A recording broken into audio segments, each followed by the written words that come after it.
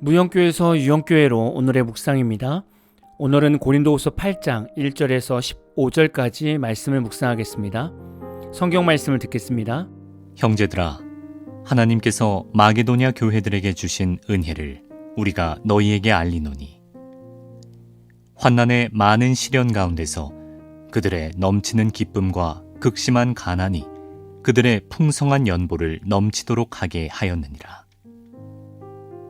내가 증언하노니 그들이 힘대로 할 뿐 아니라 힘에 지나도록 자원하여 이 은혜와 성도 섬기는 일에 참여함에 대하여 우리에게 간절히 구하니, 우리가 바라던 것뿐 아니라 그들이 먼저 자신을 주께 드리고 또 하나님의 뜻을 따라 우리에게 주었도다. 그러므로 우리가 디도를 권하여 그가 이미 너희 가운데서 시작하였은즉 이 은혜를 그대로 성취하게 하라 하였노라. 오직 너희는 믿음과 말과 지식과 모든 간절함과 우리를 사랑하는 이 모든 일에 풍성한 것 같이 이 은혜에도 풍성하게 할지니라.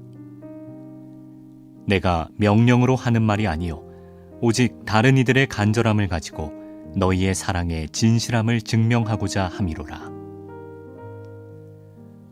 우리 주 예수 그리스도의 은혜를 너희가 알거니와 부요하신 이로써 너희를 위하여 가난하게 되심은 그의 가난함으로 말미암아 너희를 부요하게 하려 하심이라. 이 일에 관하여 나의 뜻을 알리노니 이 일은 너희에게 유익함이라. 너희가 1년 전에 행하기를 먼저 시작할 뿐 아니라 원하기도 하였은즉 이제는 하던 일을 성취할지니 마음에 원하던 것과 같이 완성하되 있는 대로 하라. 할 마음만 있으면 있는 대로 받으실 터이요 없는 것은 받지 아니하시리라. 이는 다른 사람들은 평안하게 하고 너희는 곤고하게 하려는 것이 아니요 균등하게 하려 함이니, 이제 너희의 넉넉한 것으로 그들의 부족한 것을 보충함은 후에 그들의 넉넉한 것으로 너희의 부족한 것을 보충하여 균등하게 하려 함이라. 기록된 것 같이 많이 거둔 자도 남지 아니하였고 적게 거둔 자도 모자라지 아니하였느니라. 오늘 말씀은 바울이 마게도냐 교회 성도들의 자발적이고 헌신적인 연보를 예를 들면서 고린도 교회 성도들도 은혜에 동참하기를 권면하고 있습니다. 이는 단순한 물질적 나눔을 넘어 하나님의 은혜에 대한 반응으로서의 나눔을 강조하는 본문입니다. 먼저 연보라는 헌금이 지금 시대에서 어떤 헌금인가를 알아야겠죠. 현대 교회에서 연보는 구제헌금, 선교지 지원헌금 또는 사랑의 헌금에 해당됩니다. 사도 바울은 이 연보에 대해 8절에서 명령이 아니라 하나님의 사랑을 받았다면 그 증거로 함께 동참하자고 권면하고 있습니다. 마게도냐 교회의 연보를 한번 볼까요? 당시 마게도냐 교회는 아주 극심한 환난과 가난 속에 있던 교회였습니다. 이들은 로마 제국에 박해 경제적 핍박, 사회적 소외를 겪고 있었습니다. 이들은 극심한 가난에 있었다고 말씀하는데 원어로 보면 바닥을 친 가난이라고 해석합니다. 마게도냐 교회 성도들은 바닥을 친 가난 속에서도 힘에 지나도록 자원하여 구제 헌금을 드렸습니다. 이 말씀은 우리 현대 교회에서도 같이 묵상해야 합니다. 예전에 코로나 시기 때 교회들마다 재정적으로 참 많이 힘들었습니다. 그래서 교회들마다 지출 항목 중에서 가장 먼저 줄일 것이 선교비였다고 합니다. 국내외로 보내지는 선교비를 먼저 끊었던 것이죠. 그 결과로 코로나 시기에 많은 선교사님들이 사역지를 포기하고 국내로 많이들 복귀했다고 합니다. 코로나 당시 기독교 뉴스에서는 선교 지역을 잃은 선교사님들이 많았었다고 보도한 적이 있습니다. 마게도냐 교회는 우리가 어려울 때 선교 지역에 행한 반대 행동을 한 것입니다. 극심한 가난 속에서도 힘에 지나도록 구제 헌금을 모은 것입니다. 바울이 권면하는 이 구제 헌금은 누구를 위한 것이었습니까? 예루살렘 교회를 위한 구제 헌금이었습니다. 마게도냐가 극심한 가난 속에서 구제 헌금을 했을 때 무엇을 누렸다고 말씀합니까? 2절을 보면 많은 시련 속에서 넘치는 기쁨을 얻게 되었고 가난 속에서 풍성한 헌금을 드리게 되었다고 말씀합니다. 사실 이 말씀은 명령이 아니라 권면이며 자발적인 헌금입니다. 바울이 진행하는 이 구제 헌금은 여러 교회가 힘을 내서 힘든 교회를 세우면 언젠가는 힘들었던 교회가 세워져서 도움을 준 교회가 힘들어질 때 도움을 줄 수 있는 교회가 될 것임을 말씀하고 있는 것입니다. 바울은 이 은혜의 비밀을 출애굽기 16장 18절 만나 사건에서 나온 구절을 인용하여 이렇게 말했습니다. 15절을 보면 기록된 것 같이 많이 거둔 자도 남지 아니하였고 적게 거둔 자도 모자라지 아니하였느니라. 하나님 앞에서 드려지는 구제 헌금이나 선교 헌금은 결코 한쪽만 어려워지지 않고 모두가 다 살아가는 은혜가 있습니다. 구제 헌금, 선교 헌금을 묵상하다 보니 저에게 간증해 주신 집사님의 말씀이 생각이 났습니다. 저희 교회 집사님은 아니시고 예전에 다른 곳에서 사역할 때 알게 된 집사님이십니다. 이 집사님께서는 제가 제주도로 부임했다는 소식을 듣고 기도하시다가 저에게 선교비를 보내야겠다는 성령의 감동을 받으시고 지금까지 매달 선교비를 보내고 계십니다.